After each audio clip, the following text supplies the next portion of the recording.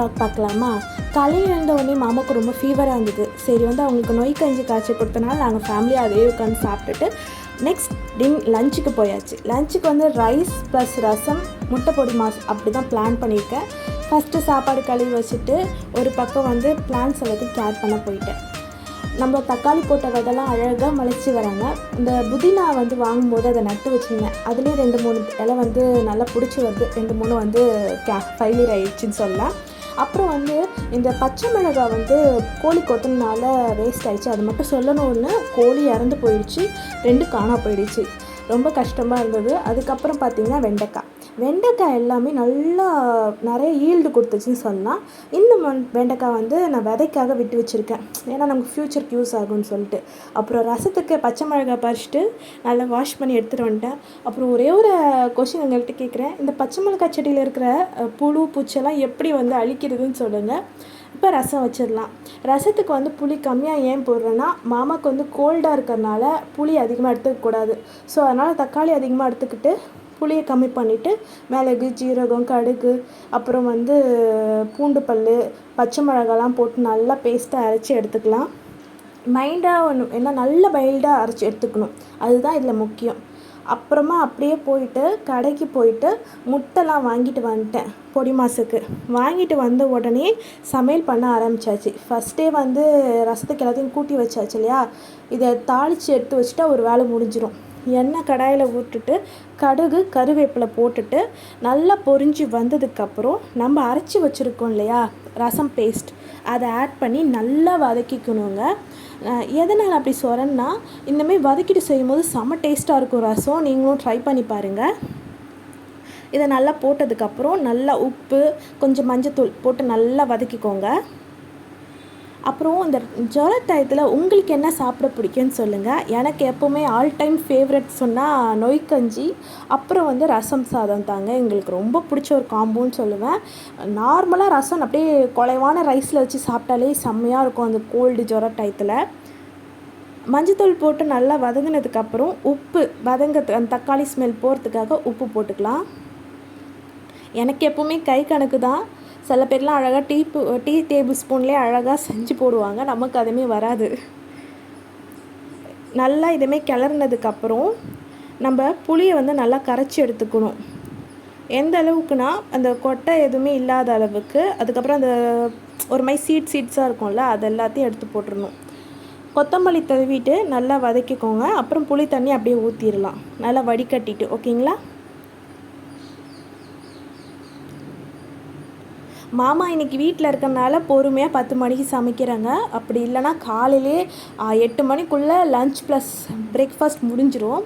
லாஸ்ட்டாக கொஞ்சம் பெருங்காயத்தூள் போட்டு நல்லா கொதிக்க விட்டு இறக்குனா ரசம் ரெடி. ஒரு பக்கம் ரசம் வைக்க சொல்லி தெரியா அப்படின்னு கேட்காதீங்க. இந்த மாதிரி ஜுர டயத்தில் செஞ்சு கொடுக்கும்போது கொஞ்சம் நல்லாயிருக்கும், பெட்டர் ஃபீலாக இருக்கும். அதுக்காக தான் சொல்கிறேன். சாப்பாடுமே நல்லா குலைவாக எடுத்து வடிச்சிக்கலான்னு சொல்லிட்டு இன்னைக்கு கொஞ்சம் நேரம் விட்டுட்டேன். நல்லா குழஞ்சிருச்சு.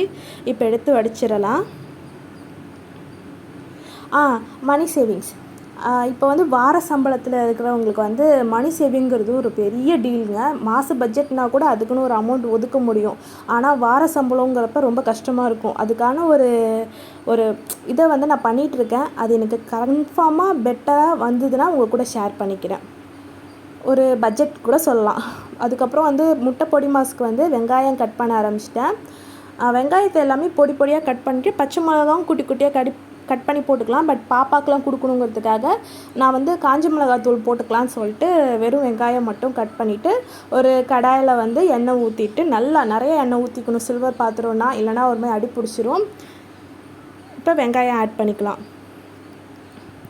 வெங்காயம் ஒரு மாதிரி ப்ரௌனாக ஆகிறதுக்கு முன்னாடியே நம்ம போட்டுடணும். இல்லைனா நமக்கு ஒரு மாதிரி கசப்பான ஒரு ஃபீல் கொடுத்துரும். முட்டை பொடி மாஸ்லலாம் லைட்டாக அப்படியே பொன்னிறமாக ஆகிறதுக்கு முன்னாடியே நம்ம உப்பு போட்டுட்டு நல்லா வதக்கி விட்டுட்டு முட்டை ஊற்றிடலாம். நான் எப்போவுமே எனக்கு பர்சனலாக பிகினராக சமையல் ஆரம்பிக்கும் போது அந்த முட்டையில் நிறையா எனக்கு ப்ராப்ளம் வந்திருக்கு. சில நேரத்தில் அழுகிடும் முட்டை. சில நேரத்தில் எங்கள் வீட்டில் நாட்டுக்கோழி இருக்குவா, அதனால என்ன ஆகிடும்னா கருவே கூடி இருக்கும். அந்த மாதிரி டயத்தில் ஒரு குழம்பு வச்சு அதை அப்படியே டேரெக்டாக எடுத்து உடச்சி ஊற்றும் போது அப்படியே அந்த குழம்பே கெட்டு போயிடும். இந்த மாதிரிலாம் எனக்கு நிறையா நடந்திருக்கு. அதுலேருந்து நான் என்ன பர்சனலாக பண்ணுவேன்னா, ஒரு கிண்ணம் எடுத்து அதுலேயே வந்து முட்டைங்கள்லாம் உடச்சி ஊற்றி டெஸ்ட் பண்ணிப்பேன். நல்லா இருந்தால் ஊற்றுவேன், இல்லைன்னா திரும்பி புதுசாக கொண்டு போய் காமிச்சிட்டு புதுசு வாங்கிட்டு வந்து ஊற்றிப்பேன். இதே ஒரு ரெகுலர் ஆகிடுச்சு. இதுவே சம்மர் டயத்தில் கடையில் இருக்கிற முட்டை கூட முட்டையாக ஆகிடுது. என்ன பண்ணுறது? அதனால தான் இந்த மாதிரி ட்ரை பண்ணிடுறது. இந்த மாதிரி ட்ரை பண்ணும்போது நமக்கு கொஞ்சம் அந்த வேலை கம்மியாகும். அதனால தான், வேறு எதுவும் இல்லை. உடச்சி ஊற்றிட்டு முட்டை பொடி மாஸ் ஒரு பக்கம் ரெடி பண்ணிட்டேங்க. காஞ்ச மிளகாத்தூள் தான் போடுவேன். கொஞ்சம் லைட்டாக பெப்பர் தூள் போட்டு இறக்கி வச்சுட்டேன். இன்றைக்கி வந்து மாமாவுக்கு ஃபீவராக இருக்கிறதுனால அவங்க மெடிக்கலில் போய் அவங்களுக்கு டேப்லெட் வாங்கிட்டு வந்தாச்சு. அவங்களுக்கு கொடுத்து அவங்கள சாப்பாடு வச்சதுக்கப்புறம் எனக்கு நிறையா வேலை இருக்குது. பாத்திரத்தை கழுவணும், அதுக்கப்புறம் துணி துவைச்சி போடணும், பாப்பாவை குளிக்க வைக்கணும், தம்பியை குளிக்க வைக்கணும். இந்தமாரி நிறையா எக்ஸ்ட்ராவாக வேலை இன்றைக்கி இருக்குது. எல்லாத்தையும் பொறுமையாக உட்காந்து செய்யலான்னு இருக்கேன். ஏன்னா இன்றைக்கி எந்த ப்ரெஷரும் இல்லை, மெஸ்ஸிக்கு ஸ்கூல் இல்லை. அதனால் நம்ம பொறுமையாக எல்லாத்தையும் செஞ்சிடலாங்கிறதுக்காக பொறுமையாக ஒவ்வொன்றா செய்ய ஆரம்பிச்சிட்டேன். உள்ளதுலேயே ரொம்ப கஷ்டமான வேலை எனக்கு பொறுத்த வரைக்கும் பாத்திரம் கழுவுறது தாங்க. உங்களுக்கு எப்படின்னு சொல்லுங்கள். அதே மாதிரி கோல்டு சேவிங்ஸ் வந்து இப்போ ஃப்யூச்சர் பற்றி நான் யோசித்து இப்போ வந்து கொஞ்சம் கொஞ்சமாக வந்து நான் என்னோடய சேவிங்ஸை இம்ப்ரூவ் பண்ணிட்டு வந்திருக்கேன். நிறைய கோல்டு இருந்தாலும் டயத்தில் வந்து சம் பர்சனல் ரீசனுக்காக வச்சுட்டோம். இப்போ வந்து கொஞ்சம் கொஞ்சமாக 1 கிராம் ஒரு 8000 இருந்தால் கொண்டு போயிட்டு ரிங் வாங்கிட்டு வந்துடுவோம். அப்புறம் வந்து கம்பல் ஏதாவது ஸ்பெஷல் அக்கேஷனுக்கு ஏதாவது சேர்த்து வச்சு வாங்கணும். இதேமாரி வந்து இந்த வருஷத்தை நான் கொஞ்சம் என்னால் முடிஞ்ச அளவுக்கு சேவ் பண்ணியிருக்கேன். அது மட்டும் இல்லாமல் எங்களுக்கு கொஞ்சம் இஎம்ஐஸ்லாம் இருக்குது. அதோடு இதை பண்ணதுக்கு ஒரு பெட்டர் ஃபீலாக இருக்குது ஆக்சுவலி. அப்புறம் தோட்டத்துக்கு போயிட்டு வேஸ்ட்டான அந்த முட்டை ஓடலாம் இருக்கு இல்லையா, அதெல்லாம் வந்து செடிக்கு வந்து உரமாக போட்டுட்டேங்க. ரெகுலராக இதுமாரி பண்ணிகிட்ருக்கேன். இதுமாரி பண்ணும்போது நல்லா இருக்குது செடி. அதுக்கு ஒரு நல்ல ஃபெர்டிலைசராக இருக்குது. பாப்பா வந்து பெப்பா பிக் பார்த்துட்டு இருந்தா. அந்த டயத்தில் அப்படியே அவளை டிஸ்டர்ப் பண்ணாமல் நான் போயிட்டு கிச்சன் க்ளீன் பண்ண ஆரம்பிச்சிட்டேன். வெஷல் வாஷ்க்கு முன்னாடி ஃபஸ்ட்டே எப்போவுமே ஸ்டவ்வெல்லாம் க்ளீன் பண்ணிவிட்டு போயிட்டோன்னா ஒரு வேலை முடிஞ்சிடும். உள்ளே வரப்போ ஃப்ரீயாக இருக்கலாம். ஸோ அதனால் வந்து ஸ்டவ்வை க்ளீன் பண்ணிவிட்டு மொத்தமாக க்ளீன் பண்ணி எடுத்து வச்சதுக்கப்புறம் தான் நான் சாப்பிடவே உட்காந்தேன். இன்றைக்கி வந்து சூப்பரான லஞ்சுங்கிறனால ஃபேமிலியாக உட்காந்து சாப்பிட்டதுக்கப்புறம் பாப்பாவுக்கும் அப்படியே நான் சாப்பிட்டுட்டு இருக்கும்போது அவளுக்குமே ஊட்டி விட்டுட்டு நெக்ஸ்ட்டு வந்து சாமான் துலக்க போயிட்டேன். நிறையா வந்து பாத்திரம் இன்றைக்கி இல்லை, கொஞ்சமாக தான் இருக்குது. ஸோ வந்து மொத்தத்தையும் வாஷ் பண்ணிவிட்டு அப்படியே இன்றைக்கி துணி துவைச்சி போட்டுடணும். கிளைமேட்டும் ஒரு மாதிரியாக இருக்குது, இருந்தாலும் பரவாயில்லன்னு சொல்லிட்டு துணி துவைச்சி போட்டுறது ரொம்ப பெஸ்ட்டுன்னு நினச்சிட்டு துவைக்க ஆரம்பிச்சிட்டேன்.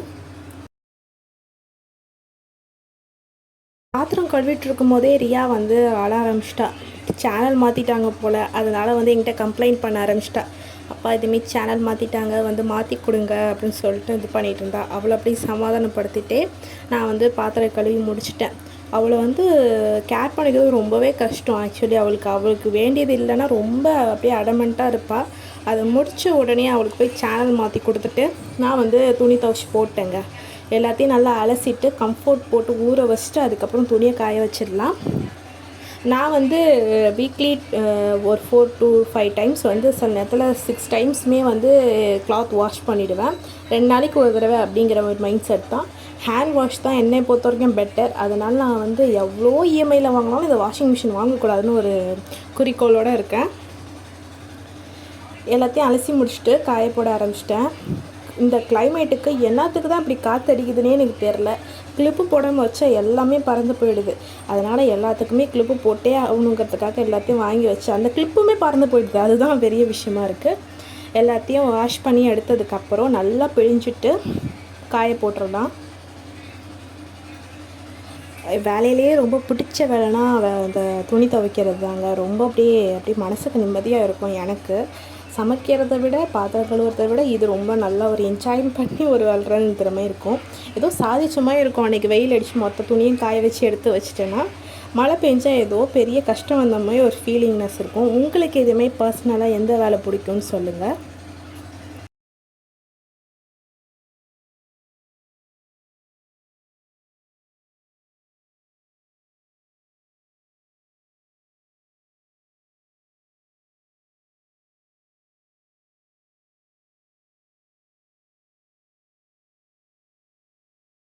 இந்த துணி துவைக்கிற வேலை முடிஞ்சு காய போட்டு எல்லாத்தையும் முடிச்சுட்டு ஒரு பார்க்குறப்ப மனசே ஒரு மாதிரி நிம்மதியாக இருக்கும்.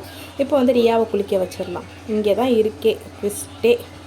அவளை குளிக்க வைக்கிறது பெரிய டாஸ்க்குங்க. அதுவும் தலைக்கு பண்ணியிருக்கேன். இன்றைக்கி மட்டும்தான் அப்படி பண்ணுறேன், திட்டாதீங்க. நல்லா இது பண்ணிகிட்டு இருக்கும்போது அவள் குளிச்சிடுவா. அதனாலே அவள் கண்ணில் போய் பட்டுரும். அதனாலே அவளை பிடிச்சி வலிச்சு அவளுக்கு இது பண்ணி விட்டு அவளை குளிக்க வச்சு ரெடி பண்ணி வச்சாச்சு. நெக்ஸ்ட் வ்ளாகில் சந்திக்கலாம்.